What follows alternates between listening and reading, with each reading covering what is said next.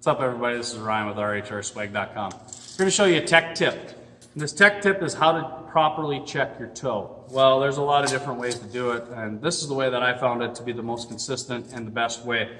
What I like to use is the Kevco toe plates because they kind of stand on their own. And they only require just one person to do it, and it makes it a lot simpler through the process. So first thing I would do is I square the steering box. Well, you can visually see that your steering box, your Pitman arm is kind of square and it's straight. Well, I like to run the tape measure across from the nut on the steering box over to the Pitman arm centerlink area on the grease zerk below. So I would go below, lay underneath the car, measure that, and then I would come over and I would measure that grease zerk to over on that side of the center link. Basically, you're drawing an X, you're measuring it, and you both want them to be the same measurement, hence keeping the steering box square.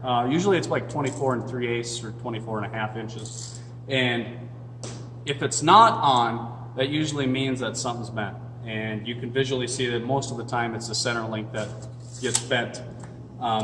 So when I have the steering box squared, what I like to do is tow my cars out to 3/4 to 1 inch.